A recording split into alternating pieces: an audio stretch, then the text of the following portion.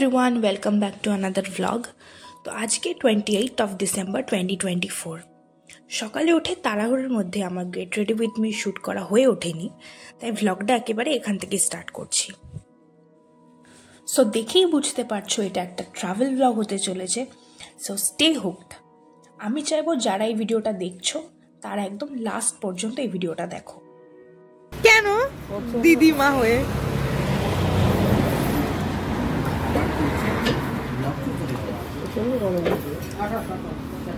আমি নিজে খাচ্ছি সেটাই আমি দেখালাম। সকালে যেহেতু কেউই আমরা খেয়ে দিয়ে বেরোইনি, তাই রাস্তায় আমরা সবাই ব্রেকফাস্টটা সেরে নিলাম।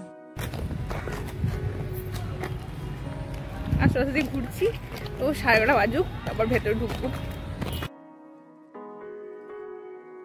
তো আমরা পৌঁছে জানতে পারলাম আলিপুর মিউজিয়ামের গেট 10:30 নয় 11:30-তে ওপেন হবে। নভেম্বর টু ফেব্রুয়ারি পর্যন্ত এই টাইম স্লটই থাকবে। কেউ যদি ঘুরতে যাও নভেম্বর টু ফেব্রুয়ারির মধ্যে 11:30-র আগে গেলেই হবে, না হলে অনেকক্ষণ দাঁড়িয়ে থাকতে হবে। আমাদের যেমন 1 ঘন্টা মতো দাঁড়িয়ে থাকতে হয়েছিল। আর মিউজিয়ামে ঢোকার এন্ট্রি ফি জাস্ট 30 রুপিস। ঢুকতেই দেখলাম জায়গাটা বেশ ফুলটুল দিয়ে সাজানো। আগে যেটা প্রেসিডেন্সি জেল বা আলিপুর সেন্ট্রাল জেল ছিল, সেটা এখন আলিপুর মিউজিয়াম বলেই সবাই চেনে।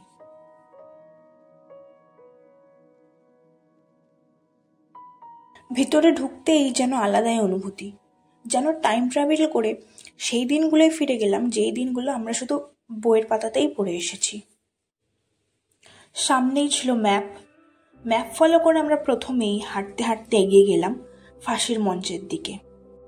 তার ঠিক পাশেই ছিল অটোপসি রুম।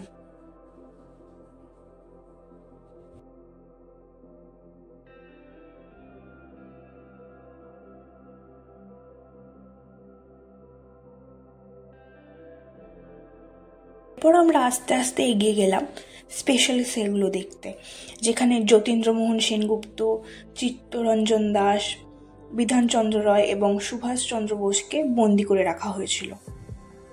আর প্রায় সবকটা সেলের পাশেই কিউআর কোড দেখতে পাচ্ছ তোমরা, তো এটা স্ক্যান করলে অডিও স্টোরি পুরো ডিটেলসে শুনতে পারবে।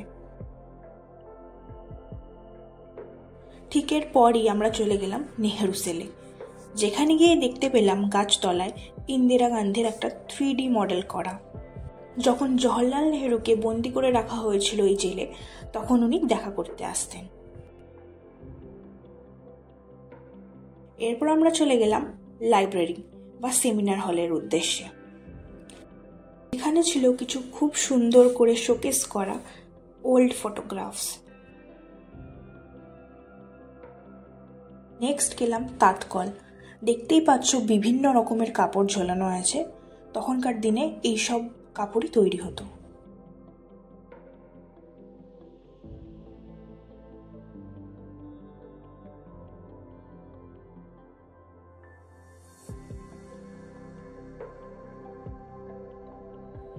তো এরপর আমরা চলে গেলাম এক্সিবিশন হলে, যেখানে ফার্স্টে ঢুকতেই দেখি একটা স্ক্রিন ছিল, যার পাশে লেখা ছিল নিজের মধ্যে বিপ্লবী খুঁজুন।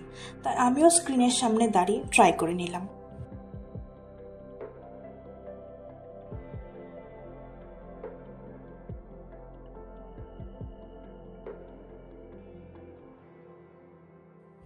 ওই এক্সিবিশন হলেই দেখলাম আর একটা রুম ছিল, যেখানে স্লাইড শো চলছিল জেলের হিস্ট্রির ব্যাপারে, কতজন বিপ্লবীকে এই জেলে বন্দি করে রাখা হয়েছিল এই ব্যাপারেই।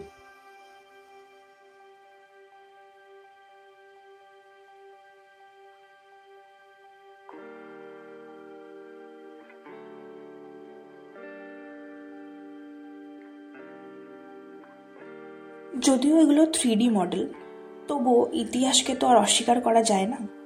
দিনের পর দিন এভাবেই কষ্টে অত্যাচারের মধ্যে দিয়ে দিন কাটাতেন সব স্বদেশীরা। তো নেক্সট গেছিলাম আমরা পুলিশ মিউজিয়ামে, যেখানে যুদ্ধের সময় বিপ্লবীদের দ্বারা ব্যবহৃত বন্দুক, বোমা আর অন্যান্য অস্ত্র রাখা ছিল। তো এরপর লাস্ট যেখানে গেছিলাম সেটা হলো নজরুল সেল। আমাদের বিপ্লবী কবি কাজী নজরুল ইসলামও কিন্তু এই আলিপুর সেন্ট্রাল জেলেই বন্দী ছিলেন।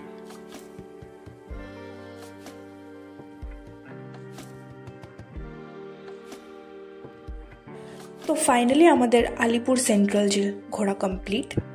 ঘুরে টুরে খিদে পেয়ে গেছিলো, তাই বেশি দেরি না করে আমরা লাঞ্চটাও সেরে নিলাম তাড়াতাড়ি। এরপর নেক্সট যে লোকেশনটায় গেছিলাম সেটা হচ্ছে গিয়ে রাজভবন। অনলি স্যাটারডে করেই ভিজিটার্সদের জন্য entry available with special permission. ভিতরে ক্যামেরা মোবাইল ফোন কিছুই অ্যালাউ নেই, আর অনলি গ্রাউন্ড ফ্লোরটাই অ্যাক্সেসেবল ভিজিটার্সদের জন্য। তো ক্রিসমাসের টাইমে কলকাতা এসেছি, বাট পার্ক স্ট্রিটে যাব না সেটা তো হয় না, তো এখন সেখানেই যাচ্ছি। তো আমরা এখন কোথায় যাচ্ছি? তো পার্ক স্ট্রিট যাওয়ার আগে এখানে হালকা করে টাচ আপ হচ্ছে, লিপস্টিক পড়ছে আর কষ্ট তো আছেই।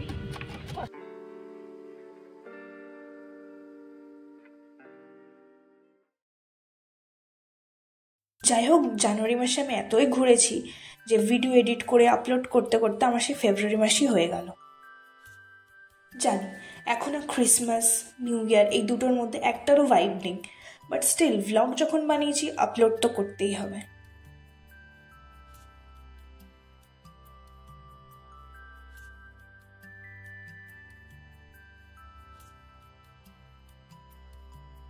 তারপর আর কি, অ্যালেন পার্কে ঢুকে কটা ফটো আর ভিডিও শ্যুটও করে নিলাম।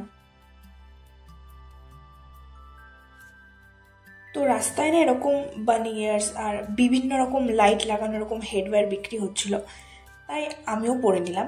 বিকজ এমনিতেও তো দিল সে बच्चे ही हैं हम, और ज़्यादा बच्चे दिखने के लिए ये भी पहन ली।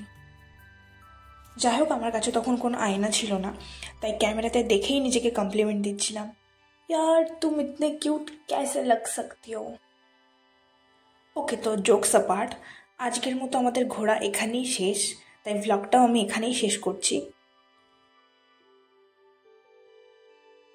তো শর্ট ভিডিওস তো তাড়াতাড়ি এডিটও হয়ে যায় আর আপলোড করাও ইজি, তাই খুব একটা আমার লং ভিডিওস শেয়ার করা হয় না, বাট স্টিল বলবো স্টে টিউনড, বাই।